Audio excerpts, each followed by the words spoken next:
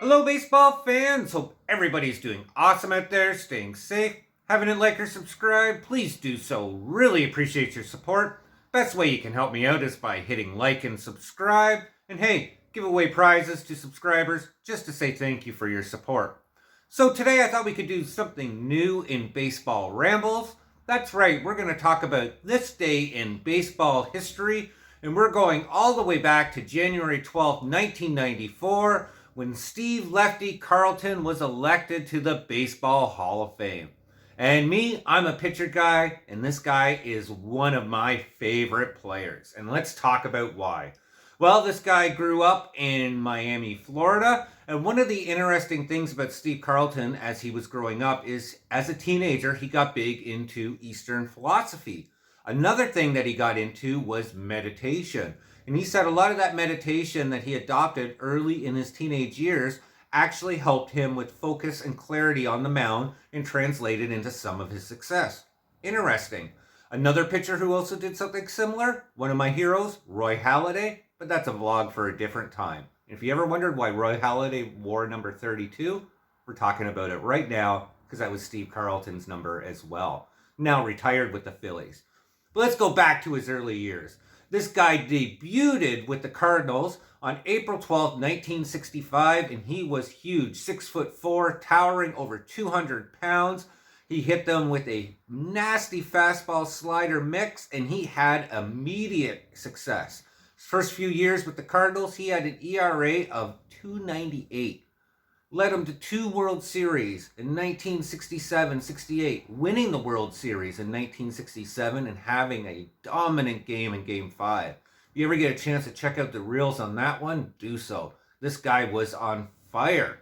Unfortunately, with that immediate success came a little bit of a demand for an increase in salary, and certainly was warranted after what he did in 1969, having another incredible year, but more importantly, had a huge game against the Mets where he pitched an incredible 19 strikeouts, setting a modern-day league record at that time. However, the Cardinals weren't going to budge. And we're talking about a difference of $25,000, which became a difference of $10,000. But still, I guess back in 1969, 1970, 71, 10 grand was a lot of money. And the Cardinals weren't going to push. This guy was having a ton of success. All he wanted to do was get a raise from $25K to $50K. And they said no, and they ultimately shipped him out to the Philadelphia Phillies in what is considered one of the most lopsided trades in baseball history for Rick Wise. Now, we won't get into Rick and his under-success with the Cardinals. Let's keep it on Steve Carlton here and what he did in Philadelphia. That first year after being traded, he had a vengeance, and it proved success on the field. This guy won his first Cy Young Award, and he was first in every category. 27 wins, 30 complete games. Could you imagine any pitcher in 2023 having 30 complete games? Unbelievable. 310 strikeouts and a measly ERA of 1.97. Yeah, Cardinals were like, oh, I think we screwed up here. Unfortunately, the next year, he slumped and he hit it hard. And unfortunately, the media was unbearable, unrelentless at that time. And they were questioning his workout techniques, how he was exercising, his approach to the mound, really over-criticizing him. And Steve "Lefty" Carlton said, nope, got his attorney involved and had shut down the media completely. And I think the media was wrong, because if you look at his rest of his time with the Phillies, this guy had a ton of success. Took him, won a Cy Young Award, in 77, 80, 82. Also won another World Series, pitching dominant in the playoffs in 1980 with the Phillies, getting him his second World Series ring. That's right. But like all pitchers, Father Time started catching up with Steve Carlton. Ultimately, the Phillies released him, and he bounced between a couple teams like the Indians and the Twins.